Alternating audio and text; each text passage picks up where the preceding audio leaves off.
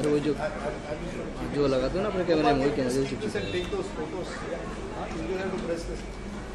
NS भाई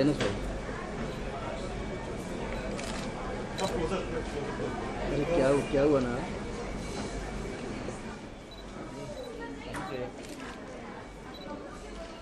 क्या हुआ ना, वो पीछे चालू है राजीव भाई, अभी एरर दिखाने लगा।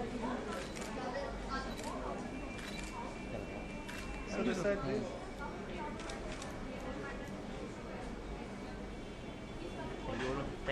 I, in a sense, see very different from a television program. On a day-to-day basis, my job is to present news, but I've often believed with news that the news is here today, gone tomorrow. My daughter has shown me something called Snapchat, which means that in 6 seconds the photograph is gone. So we live in an age where everything has to be instantaneous, everything is done right away. People don't have time to step back, actually reflect on what they see happening around them. This book is an attempt to do that.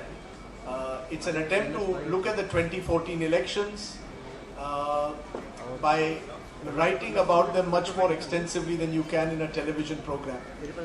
And there are 3 major reasons. The best compliment that I've got on the book was from a film producer who actually thought it reads like a film script. So I said, please make a film around it and call it Prince and the Pracharak. The Prince being Rahul Gandhi and the Pracharak being Narendra Modi.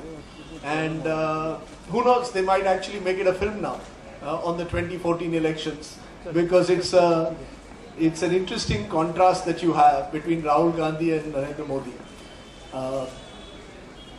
This is a historic election that we just had in 2014. India has had one man, one vote will never work in a country like India. India will disintegrate, people will fight among each other. In fact, one British commentator said it was the biggest gamble that Nehru had taken. The fact is, people came and voted in large numbers in 1952. The next big election, or historic election, was 1977, when India defeated Indira. Indira Gandhi had the emergency, and the fact is that India defeated Indira and the emergency. And now you have the 2014 elections, where you have the rise of Narendra Modi and the first non-Congress majority government in this country. And I just thought it was a fascinating to watch, to have seen Narendra Modi over the last 20-25 years. If you had asked me 15 years ago, will Narendra Modi be the Prime Minister of India? I would have said no. If you had asked me, will Pramod Mahajan be the Prime Minister of India? I might have said yes. Pramod Mahajan seemed to have more qualities. He seemed to be shrewder, much more inclined to understand how elections were fought than Narendra Modi. In fact, I write about an incident in the book which tells you how life has changed. The year was 1999. I was doing a 10 p.m. program with Arnab Goswami. So you can imagine the noise levels in that program. At about 8:45 in the evening, our BJP guest dropped out. And I said, I know there is one person in Delhi who I can even call at this late hour and he will come. And I know a bit of Gujarati, so I rang up and said, Narendra Modi, avi jao, tamari jarurat chhe. At 8:45, Mr. Modi gave up all his other work to come for a television program at 10 o'clock. So desperate was Narendra Modi to be seen on television 15 years ago.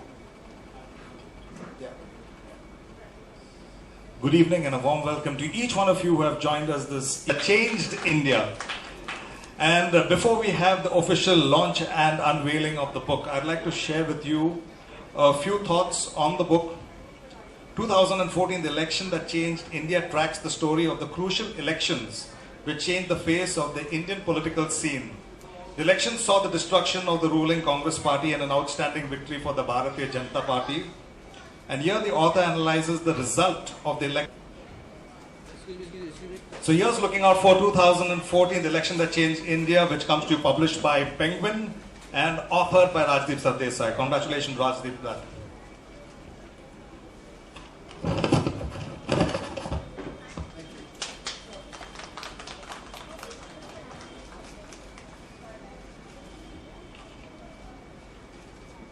All the very best.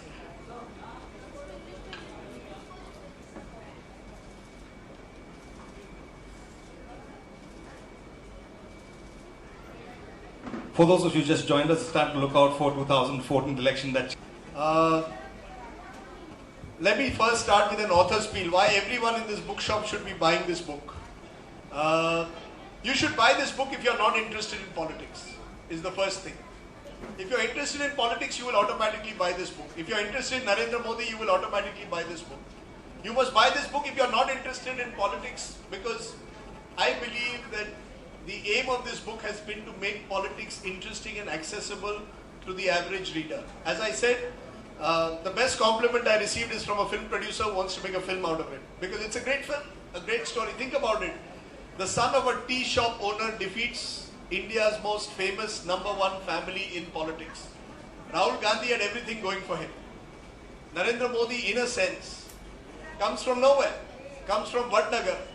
Rahul Gandhi's father was Prime Minister of India, mother is Congress President, grandmother was Prime Minister of India, great-grandfather was Prime Minister of India.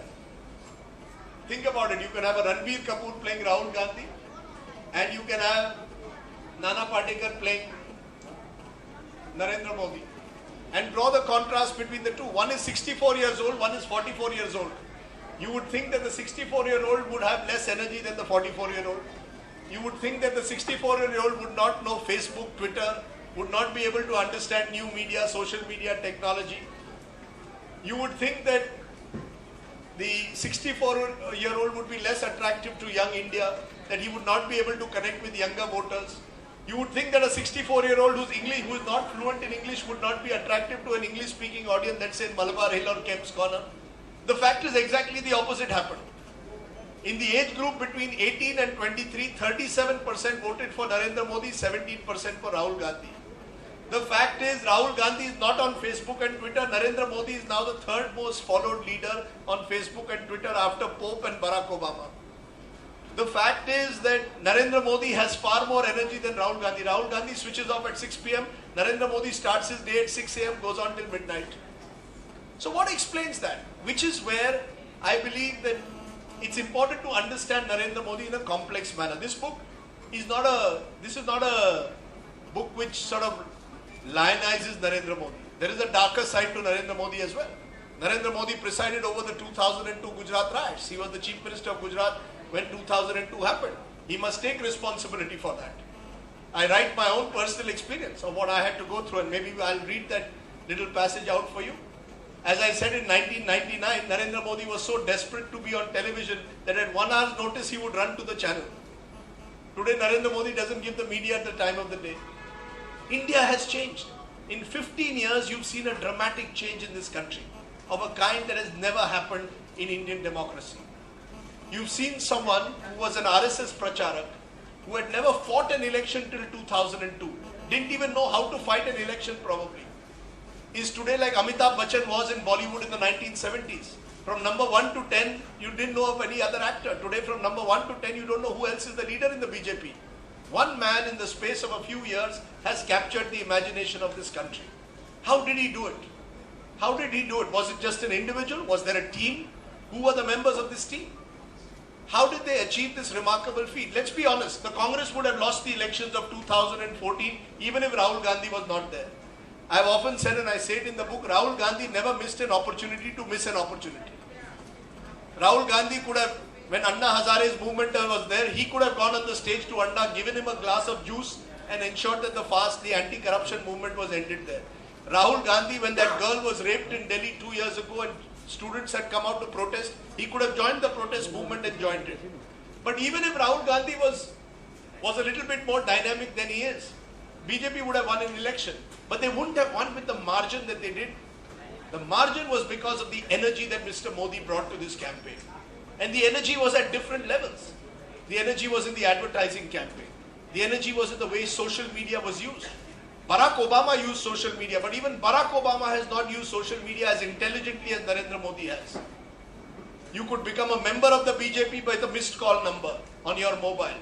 Every speech of Mr. Modi was available to you on your mobile webcast. It was there on a television screen near you. I have often said, I don't think I've said it in the book, but I've said Narendra Modi should give 6 thank you cards. One thank you card is to Rahul Gandhi for being Rahul Gandhi. If he was a little bit more dynamic, if he had attempted to take opportunities, maybe Mr. Modi would have found it a little bit more difficult. He should give a thank you card to Manmohan Singh, because he was so silent in the last 4 years that Modi, who's a terrific communicator, appeared like Arnold Schwarzenegger. Modi was someone who was out there. Your generation perhaps thought Modi is out there, he'll fix everything for us. He came across as strong, muscular, communicative versus a Rahul Gandhi who at the end of the day didn't have those qualities. So that's the second thank you card that you need to give. The third thank you card that Mr. Modi must give is to Akhilesh Yadav. 2 years ago, Akhilesh Yadav came to power in India's most powerful state in Uttar Pradesh. People believed that he was going to be changing the fortunes of India's top state, of India's most populous state. Didn't happen. At the end of the day, large parts of UP remained without power. Mr. Modi was then clever enough to go into UP and say, look, I'll give you 24/7 power as I give in Gujarat. No questions were asked. But people were so angry and frustrated with the government that was there in UP, people were looking for change. The fourth thank you card goes to Ajit Pawar, who was in charge in this state last year when a drought took place, tells the farmers of Maharashtra, if there is no water, please go and urinate in the dam. The kind of comment that puts off people. Farmers were angry, wanted change. The fifth thank you card goes to Manishankar Iyer, who suddenly reminded Indians that Narendra Modi was actually the son of a chaiwala. In 20 years that I had known Modi, Mr. Modi had never told me that he was the son of a chaiwala. But when Rahul Gandhi said that, Modi was clever enough to realize I can contrast Narendra Modi being a self-made man versus Rahul Gandhi, who is a child of privilege. And today's India likes the idea of a self-made man, whether it is Mahendra Singh Dhoni in cricket or Narendra Modi in politics. We like the idea of someone who has come and fought his way to the top. Never before in the history of this country has the media focused on one man so relentlessly 24/7 in the day. Modi is almost like a rock star for a section of the media. We have lost the capacity to ask him questions. Nobody asked Mr. Modi any questions. Instead, we are more interested in taking selfies with him. For the first time, even journalists want to take selfies with the Prime Minister instead of asking him questions. Mr. Modi doesn't answer any questions. And nobody seems to be worried about that. So you've got a Prime Minister who doesn't answer questions and yet has the media eating out of his hand. So all these thank you cards have to go to various individuals. But at the end of the day, you've also got to give credit to Mr. Modi himself for the kind of campaign that he ran. Never before in the history of India has such an intense campaign, with a lot of money, of course, being spent. But it was a remarkable campaign. Every night before a particular part of India was going to the polls, the BJP blocked the entire advertising of that city. So if Maharashtra or Mumbai was going to the polls on the 21st of April, 20th of April in the night, the only ads that you saw were BJP ads.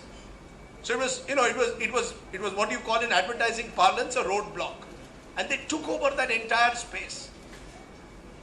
Again, when it came to social media, they actually targeted individual groups. They realized that younger India is increasingly on social media. We can talk to them. This is a way to communicate to them. And they did it in a brilliant manner. They brought holograms. There were parts of India deep in Uttarakhand. You can't reach parts of Uttarakhand because after the floods, they were cut off. Mr. Modi used 3D. So suddenly, in some part of Uttarakhand, you would see Narendra Modi in 3D technology. So for a villager sitting there, it was the wow effect. It was shock and awe. My God, the Prime Ministerial candidate is in 3D. On the other hand, you had Rahul Gandhi, as I said, who was not even on Twitter and Facebook. And someone asked Rahul Gandhi's key associate, why is your leader not on Twitter and Facebook? They said, you see, Rahul ji likes direct communication. And somebody said, what is direct communication? No, he likes to talk to people face to face. Now the fact is, on Facebook and Twitter, you don't talk to your friends face to face, you just communicate. And the more you communicate with, the better it is. Narendra Modi today can send out one tweet, and that one tweet can go viral. That's the advantage of modern day media. So in a sense, the media also played a role. The RSS played a remarkable role. They started a system called a Panna Pramukh. For the first time in India, one individual was given one paper of an electoral roll with just 16 names on it. And they had to target just 16 people. That's it. That level of micro-messaging has never happened in an Indian election. So this book is actually about the story of two individuals. One, as I said, who comes from a privileged background. One who has no political background whatsoever.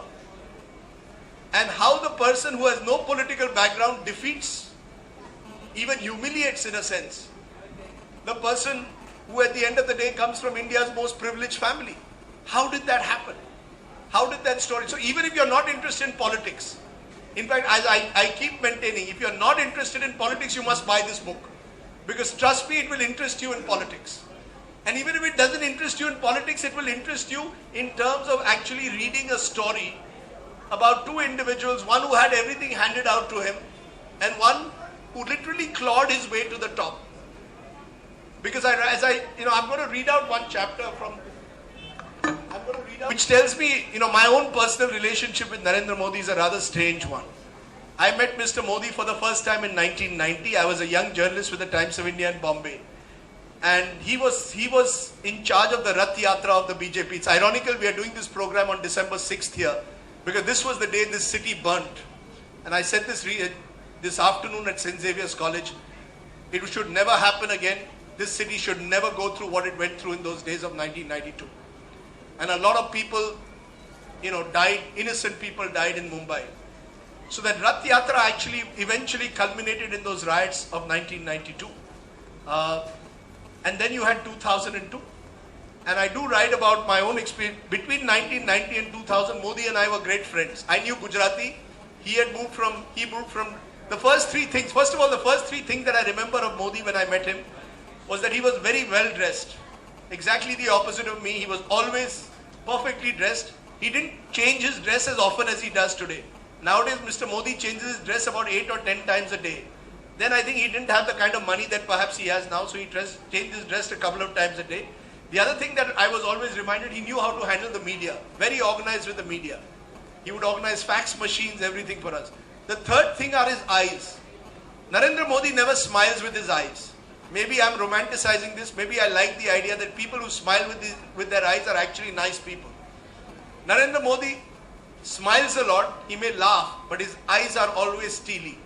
His eyes are always staring at you. And maybe that's why you can become Prime Minister.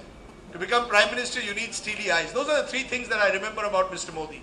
Through the 90s, we became great friends. And then 2002 happened. And 2002, in a sense, changed the relationship between a journalist and a politician. Mr. Modi thought that we were going for him. We were just reporting what was happening in 2002. This book is not about 2002. This book is about 2014 and how Modi won. But I just thought I would tell you a little passage which tells you, in a sense, the complexity of every political leader. No politician is black or white. Every politician lives in shades of grey. Mr. Modi has a lot going for him. There are aspects of Mr. Modi which are more troubling. But there is one little chapter that I want to read out from the book. In highway to Ahmedabad, we came upon a roadblock with VHP Bajrang Dal supporters milling about, wielding lathis, swords and axes. It was well past midnight. Our driver tried to avoid the blockade when an axe smashed through the windscreen. The car halted and we were forced to emerge. "Are you Hindus or Muslims?" screamed out a hysterical youth sporting a saffron bandana. For the record, we were all Hindus except our driver Siraj, who was a Muslim. The group with swords threateningly poised in attack mode demanded we pull down our trousers. They wanted to check if any of us were circumcised. In the pursuit of male hygiene at my birth, my rationalist parents had ensured I was. The crowd confronting us was neither rationalist nor normal. They were in fact abnormally enraged, feverishly excited youth, hopping about with their swords and axes, drunk on the power they had over us.